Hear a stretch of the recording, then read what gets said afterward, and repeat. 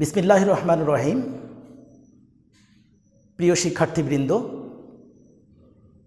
আমি মোহাম্মদ তানভীরুজ্জামান রুবেল, সহকারী শিক্ষক, নৃপেন্দ্র নারায়ণ সরকারি উচ্চ বিদ্যালয়, দেবীগঞ্জ, পঞ্চগড়। অনলাইন ক্লাসে তোমাদেরকে স্বাগত জানাচ্ছি। আশা করি তোমরা সবাই ভালো আছো। আমিও আল্লাহর রহমতে ভালো আছি। সারা পৃথিবী যখন কোভিড-19 নিয়ে বিধ্বস্ত, ঠিক এমন একটি মুহূর্তে আমার এই ক্ষুদ্র প্রয়াস। প্রিয় শিক্ষার্থীবৃন্দ, আলোচনার বিষয় নবম ও দশম শ্রেণীর বাংলা বিষয়, কবি কাজী নজরুল ইসলামের মানুষ কবিতা। এই কবিতাটি নবম এবং দশম শ্রেণীর আমরা যৌথভাবে আলোচনা করব। তোমরা অবশ্যই মনোনিবেশ করবে। যখন তোমরা এই ক্লাসটি শুনবে, ঠিক তখন যে পাঠ্য বইটি আছে সেটি তোমরা সাথে রাখবে। আমরা আলোচনা করতে গেলে আমরা কবি এবং কবি পরিচিতির বিষয়টি আমরা মাথায় রাখব। আজকের এই কবিতাটি সাম্যবাদী কাব্যগ্রন্থ থেকে নেওয়া হয়েছে। আমরা জানি আমাদের এই কবি কাজী নজরুল ইসলাম বহু প্রতিভার অধিকারী। তার নামের পূর্বে অনেকগুলো উপাধিযুক্ত। বিদ্রোহী কবি, সাম্যের কবি, সাম্যবাদের কবি, অসাম্প্রদায়িক চেতনার কবি, ইসলামিক গান, গজল, এছাড়াও আরও অনেকগুলো তার বিষয় আমরা তার জীবনীতে পাই। আমরা আসছি যে কবির জন্মগ্রহণ করেছেন 24 মে 1899 খ্রিস্টাব্দে ভারতের পশ্চিমবঙ্গের বর্ধমান জেলার আসানসোল মহকুমার চুরুলিয়া গ্রামে কবি জন্মগ্রহণ করেন। কবির জীবন ছিল বৈচিত্র্যপূর্ণ, বৈচিত্র্যময়। কখনো লেটোর গানের দলে যোগ দিয়েছেন, কখনো মসজিদের আজান দিয়েছেন, কখনো রুটির দোকানে কাজ করেছেন। এভাবে তার শৈশবটি কেটে গেছে। আমরা জানি সালটা 1917। এবারে সেনাবাহিনীতে যোগ দিলেন, বাঙালি পল্টনে যোগদান করে করাচিতে গমন করলেন। সেখানে বিভিন্ন যে পারস্যের কবি আছে, সেই কবির জীবনী সম্পর্কে তিনি বেশ অবহিত হলেন। তাদের চিন্তা চেতনা তার মননে ধারণ করলেন। ফিরে আসলেন দেশে। দেশে ফিরে আসার পর তিনি বাংলা কবিতা ও কাব্য লেখনীতে মনোনিবেশ করলেন। আমরা তার যে এই জীবন কাহিনী সেখানে দেখি আমরা 40 বছর বয়সে কবি দুরারোগে আক্রান্ত হন এবং বাকশক্তি হারিয়ে ফেলেন। সেখানে আমরা দেখি যে বাংলাদেশের একটি সংকটকাল চলছিল 1971। 1971-এর সময় আমরা দেখি যে যুদ্ধবিধ্বস্ত একটি দেশ। ঠিক 1971 সালের পরে দেশ স্বাধীন হয়ে গেল তখন কবিকে ঢাকায় নিয়ে আসা হলো এবং নিয়ে আসার এই মহান উদ্যোগটি যিনি গ্রহণ করেছিলেন, 1000 বছরের শ্রেষ্ঠ বাঙালি জাতির স্থপতি, সেই শ্রেষ্ঠ সন্তান বঙ্গবন্ধু শেখ মুজিবুর রহমান। তিনি স্বাধীনতার পর কবিকে দেশে নিয়ে আসার উদ্যোগ গ্রহণ করেন এবং নিয়ে আসেন এবং জাতীয় কবির মর্যাদা তাকে দেওয়া হয়, তাকে ভূষিত করা হয়। প্রিয় শিক্ষার্থীবৃন্দ, তিনি যে লেখনীগুলো ধারণ করেছেন, কবিতা, গান, তার নাটক, উপন্যাস, সেগুলোর আমরা কিছু একটু দৃষ্টিপাত করি। যে অগ্নিবীণা, বিষের বাঁশি, ভাঙ্গার গান, ছায়ানট, প্রলয়শিখ, এরকম অনেকগুলো কাব্য তার রচিত। তিনি গান রচনা করেছেন, তিনি গজল রচনা করেছেন, তিনি ইসলামী সঙ্গীত রচনা করেছেন। প্রিয় শিক্ষার্থীবৃন্দ, আমরা জানি যে আমরা কবির লেখনীর যে মূল বিষয় ছিল তা ছিল সামাজিক অবিচার ও পরাধীনতার গ্লানি থেকে জাতিকে মুক্ত করা। এই জন্য তিনি বিভিন্নভাবে তার লেখনীর মধ্যে তুলে ধরেছেন সেই বিষয়গুলোকে।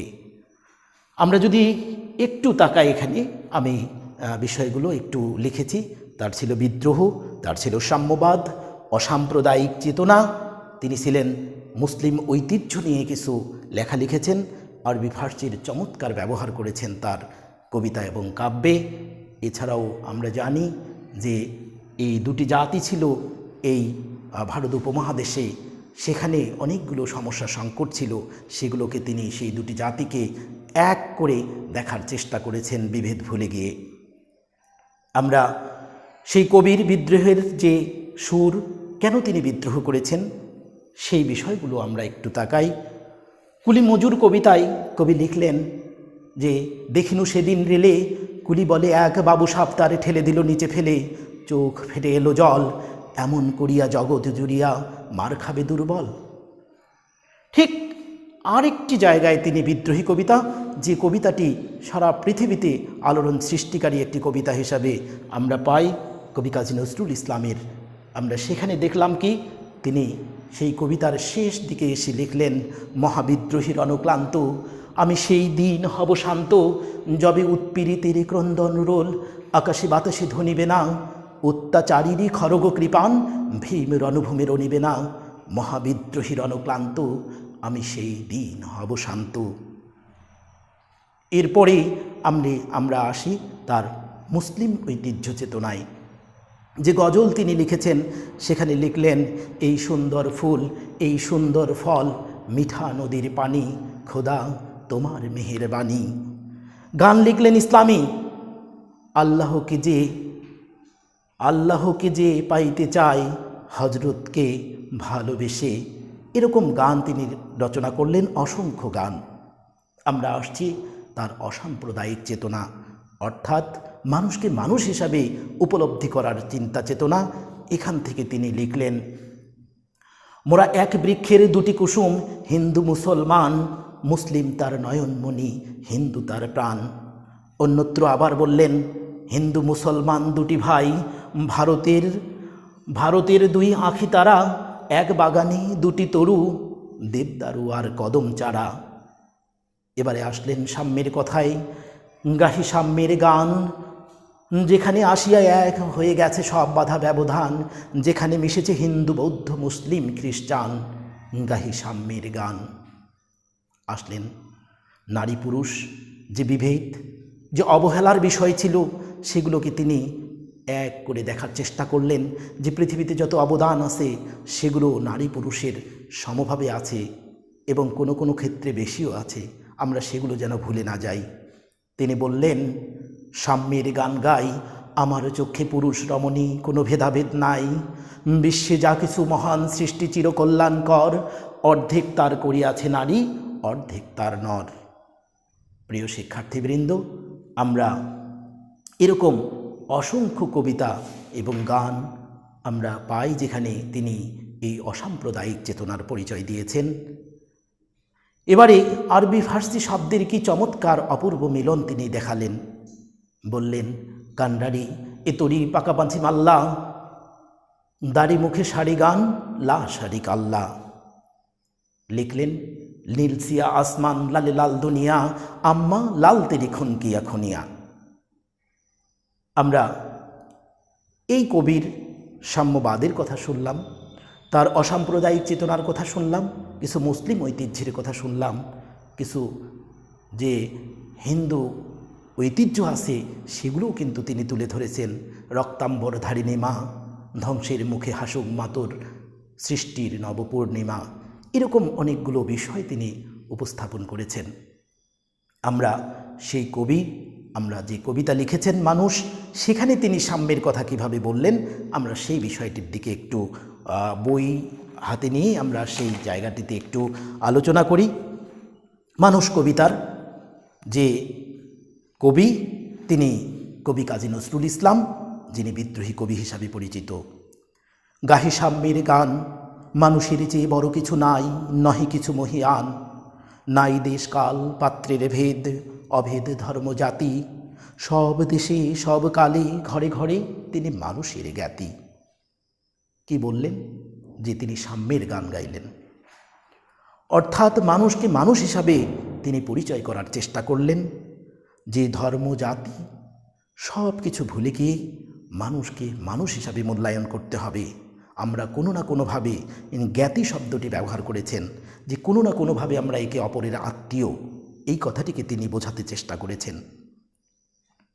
তারপরের দিকে আমরা আসি। পূজারি দুয়ার খোলো, ক্ষুধার ঠাকুর দাঁড়ায় দুয়ারে, পূজার সময় হলো। সপর দেখিয়া আকুল পূজারি খুলিল ভজনালয়, দেবতার বরে আজ রাজা রাজা হয়ে যাবে নিশ্চয়। আমরা কি পেলাম এখানে এসে? যে একজন পূজারি অর্থাৎ পুরোহিত, তাকে বলা হচ্ছে যে ক্ষুধার ঠাকুর দুয়ারে দাঁড়িয়ে আছে, যে তাকে দরজা খোলার কথা বলা হলো। কিন্তু পূজারি মনে করল যে নিশ্চয়ই আজকে মনে হয় যে আমি কিছু উপঢৌকন অথবা এমন কিছু পাবো যেটি দিয়ে আমি হয়তো অনেক বড় অর্থের মালিক হয়ে যাব, অনেক কিছু পাবো আমি। সেই এরপরে আমরা যদি আসি তাহলে কি দেখতে পাই? জীর্ণ বস্ত্র শীর্ণ গাত্র, ক্ষুধায় কণ্ঠক্ষীণ, ডাকিল পান্থ দ্বার খোলো বাবা, খাইনি তো 7 দিন। সহসা বন্ধ হলো মন্দির, ভুখারি ফিরিয়া চলে, তিমি রাত্রি পথ জুড়ে তার ক্ষুধার বাণিক জলে। ভুখারি ফুকারি কয়, ওই মন্দির পূজারীর, হায় দেবতা তোমার নয়। তার মানে যে ব্যক্তিটি সেই পান্থ অর্থাৎ যে পথচারী আসলো, সে জীর্ণ বস্ত্র শীর্ণ গাত্র অর্থাৎ তার সেই ময়লা ছেঁড়া কাপড় পরে তিনি যে আসলেন, তার সেই কণ্ঠ যেন ক্ষীণ, তার মানে কথা বলতে পারছিল না, কারণ সে 7 দিন ধরে খায়নি। কিন্তু এবারে যেটি হলো সেটি হচ্ছে যে সহসা বন্ধ হলো মন্দির, ভুখারি ফিরিয়া চলে। মন্দির বন্ধ করে দেওয়া হলো। তিনি অনাহারি এবার রাস্তা ধরলেন, তিমি রাত্রি পথ জুড়ে তার ক্ষুধার মানিক জলে। ভুখারি ফুখারি কয়, ভুখারি চিৎকার করে বলে যে ওই মন্দির পূজারীর, হায় দেবতা তোমার নয়। এই মন্দির হওয়ার কথা ছিল যারা সত্যিকারে, যারা স্রষ্টাকে, যারা সেই প্রভুকে যারা শ্রদ্ধা করবে, ভক্তি করবে, ইবাদত করবে তার জন্য। কিন্তু দেখা গেল কিছু স্বার্থান্বেষী মহল অর্থাৎ যারা স্বার্থের লোভে যারা সেই কাজগুলো করে, তারা সেখানে দখল করে রেখেছে। এবারে আসি আমরা তারপরেই, সেটি বলছে যে মসজিদে কাল শিরনে আছিল অঢেল গোস্ত রুটি, বাঁচিয়া গিয়াছে মোল্লা সাহেব হেসে তাই কুটি কুটি। এমন সময় এলো মুসাফির গায়ে আজারির চিন, বলে বাবা আমি ফুকা ফাঁকা আছি আজ নিয়ে 7 দিন। তেরিয়া হইয়া হাঁকিল মোল্লা, ভেলা হলো দেখি ল্যাঠা, ভুখা আছো মর গোভাগারে গিয়ে নামাজ পড়িস বেটা। ভুখারি কহিল না বাবা। মোল্লা হাঁকিল তাহলে শালা সোজা পথে দেখ, গোস্ত রুটি নিয়ে মসজিদে দিল তালা। তার মানে এবারে মন্দির থেকে মসজিদে আসলো, এসে দেখলো যে মসজিদের যে দায়িত্ব রয়েছে, যে মোল্লা অর্থাৎ যিনি মসজিদের পরিচালনা করেন, সেই ব্যক্তি সেখানে আগের দিনে অর্থাৎ পূর্বের দিনে সেখানে মিলাদ মাহফিল বা ধর্মীয় অনুষ্ঠান হয়েছিল, সেখানে অনেকগুলো খাবার বেঁচে গেছে, সেগুলো নিয়ে সে খুব খুশি। এমন সময় একজন মুসাফির আসলো অর্থাৎ পথিক আসলো। আবার সেই পথিক আবার আজারের চিন বলতে এখানে বোঝানো হয়েছে রুগ্ন ব্যথিত একজন ব্যক্তি এসে হাজির। বলে বাবা আমি 7 দিন ধরে না খেয়ে আছি। এবারে মোল্লা কি বলল? তেরিয়া হইয়া হাঁকিল মোল্লা, ভেলা হলো দেখি ল্যাঠা। এই বিষয়টি হচ্ছে আঞ্চলিক ভাষায় ব্যবহার, যে একটি ঝামেলা হয়ে গেল। অর্থাৎ একজন যখন এই খাবারের মধ্যে যখন আরেকজন এসে হাজির হলো, ঠিক তখনই এটি একটি ঝামেলা বেঁধে গেল। তিনি বললেন ভুখা আছো মর গোভাগাড়ি গিয়ে নামাজ পড়িস বেটা। এবারে প্রশ্ন তুলল যে তুমি গোভাগাড়ি গিয়ে অর্থাৎ যেখানে মৃত গরু ফেলানো হয় ঠিক সেই জায়গায় গিয়ে মরার কথা বলল যে নামাজ পড়িস বেটা, তার মানে তুমি ইবাদত বন্দেগী করো কিনা? ভুখারি কহিল না বাবা। মোল্লা হাঁকিল তাহলে শালা সোজা পথে দেখ, গোস্ত রুটি নিয়ে মসজিদে দিল তালা। এবারে মসজিদে তালা, তার মানে মন্দির বন্ধ, মসজিদের তালা। এবারে ভুখারির কি অবস্থা আমরা সেটির দিকে যাই। ভুখারি ফিরিয়া চলে, চলিতে চলিতে বলে 80টা বছর কেটে গেল, আমি ডাকিনি তোমায় কভু, আমার ক্ষুধার অন্ন তা বলে বন্ধ করনি প্রভু। তব মসজিদ মন্দিরে প্রভু নাই মানুষের দাবি, মোল্লা পুরুত লাগাইছে তার সকল দুয়ারে চাবি। আমরা এই জায়গাটুকু একটু বিশ্লেষণ করি। মন্দির থেকে মসজিদ ফিরে চলছে সেই পথিক। না খাওয়া অবস্থায় তিনি এক জায়গা থেকে আরেক জায়গায় চলছেন, কিন্তু কোথাও সাম্যবাদ পেলেন না, কোথাও সমতা পেলেন না, কোথাও তিনি তার যে মনের আকুতি অর্থাৎ ক্ষুধা, এটি কিন্তু তিনি মেটাতে পারলেন না। বলছে তব মসজিদ মন্দিরে প্রভু নাই মানুষের দাবি। যেখানে মসজিদ মন্দিরে স্রষ্টার গুণগান হওয়ার কথা, স্রষ্টাকে বড় করে দেখার কথা, মানুষের অধিকার প্রতিষ্ঠা হওয়ার কথা, সেখানে কিন্তু স্বার্থের জয় চলছে। সেখানে মোল্লা পুরুত তালা লাগিয়ে দিয়েছে। এবারে ইতিহাস খ্যাত ব্যক্তিকে ডাক দেওয়া হয়েছে, কাজী নজরুল ইসলাম। এবারে ইতিহাস খ্যাত ব্যক্তি কিছু আছেন যারা অন্যায় অবিচারের বিরুদ্ধে কখনো অস্ত্র তুলে ধরেছিলেন, ঠিক তাদেরকে ডাক দেওয়া হয়েছে এবং বলা হয়েছে যে এই মসজিদ মন্দিরে যে অসামাজিক অর্থাৎ সাম্যের যে বাণী সেটি নাই, যেখানে স্বার্থ নিয়ে চলে, সেই মসজিদ মন্দিরে দরজা সবার জন্য উন্মুক্ত করা হবে। সেই জন্য তিনি এই ইতিহাসখ্যাত ব্যক্তিদেরকে ডাক দিয়েছেন, সেখানে যেন সাধারণ মানুষ তাদের অধিকার পায়। কোথা চেঙ্গিস গজনী মামুদ, কোথায় কালা পাহাড়, ভেঙে ফেল ওই ভজনালয়ের যত তালা দেয়া দ্বার। খোদার ঘরে কে কপাট লাগায়, কে দেয় সেখানে তালা, সব দ্বারের খোলা রবে চালা, হাতুড়ি শাবল চালা। হায়রে ভজনালয় তোমার মিনারে চলিয়া ভণ্ড, গাহে স্বার্থের জয়। আমরা সেই চেঙ্গিস খাঁর কথা বলা হয়েছে, সেখানে গজনী মামুদ সুলতান মাহমুদ যে 17 বার ভারত আক্রমণ করেছিল এবং অন্যায়ের বিরুদ্ধে যিনি অস্ত্র ধারণ করেছিল। কালাপাহাড় এটি হিন্দু ধর্মের একজন ব্যক্তি, সেও এরকম অন্যায়ের বিরুদ্ধে তার যে হস্ত, সেই তাকেও আহ্বান করা হয়েছে যে এই ভজনালয় যতগুলো আছে অর্থাৎ উপাসনালয় যতগুলো আছে, সেগুলো সেই মসজিদ হোক আর মন্দির হোক, সেখানকার সেই তালা দেওয়া দ্বার সব অন্যায় যে অন্যায়কারী অর্থাৎ যেখানে মানুষের অধিকার প্রতিষ্ঠিত হয় না, সেই তালা খুলতে হবে, অর্থাৎ ন্যায় প্রতিষ্ঠা করতে হবে। সেই অন্যায়কে প্রশ্রয় দেওয়া যাবে না, সেই বিষয়টি তিনি বোঝাতে চেয়েছেন। বলছে হায়রে ভজনালয় তোমার মিনারে চড়িয়া ভণ্ড, গাহে স্বার্থের জয়। অর্থাৎ স্বার্থের জয় যেন তারা গাইতে না পারে, তাদের স্বার্থ যেন এই মসজিদ মন্দির কেন্দ্রিক না হয়, অর্থাৎ ইবাদতখানা সবার জন্য হবে উন্মুক্ত, সবাই সেখানে যে অধিকার সেটি ভোগ করবে। আমরা কিছু কিছু লাইন এখান থেকে আমরা একটু ভালো করে দেখে নিব। সেই লাইনগুলো যেমন স্বপনে দেখি আকুল পূজারি খুলিল ভজনালয়, এই লাইনটি আমরা একটু ভালো করে পড়ব। সহসা বন্ধ হলো মন্দির, ভুখারি ফিরিয়া চলে। এরপরে আসছি ওই মন্দির পূজারীর হায় দেবতা তোমার নয়।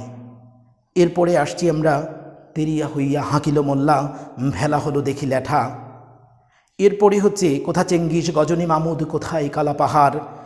এই যে আমরা যে লাইনগুলো দেখছি, এগুলো কখনো অনুধাবন, কখনো কখনো বা প্রয়োগ, যে প্রশ্নগুলো থাকে সৃজনশীলের, সেই জায়গাগুলোতে আমরা সেগুলো পাই এবং এগুলোর ব্যাখ্যা বিশ্লেষণ আমাদেরকে জানতে হবে।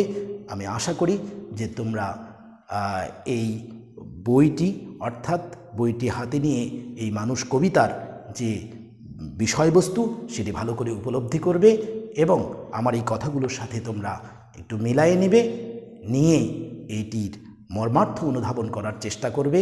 শব্দ যে কঠিন শব্দগুলো আছে সেগুলো একটু দেখার চেষ্টা করবে, সেগুলোর অর্থগুলো দেখার চেষ্টা করবে। আমি আশাবাদী যে তোমরা যদি এইভাবেই এই কবিতাটি একটু পড়ো এবং একটু লাইনগুলো দাগাই পড়ো এবং এর অর্থ অনুধাবন করার চেষ্টা করো, তাহলে তোমরা সফল হবে নিশ্চয়ই এবং পরীক্ষায় ভালো করবে এই প্রত্যাশা রাখছি। এবং তোমাদের সবার জীবন সুন্দর হোক এবং তোমরা সবাই পাঠে বেশি করে মনোনিবেশ করবে, বাড়িতে বসে লেখাপড়া করবে, এই প্রত্যাশা রেখে আমি শেষ করছি। সবাইকে অসংখ্য ধন্যবাদ।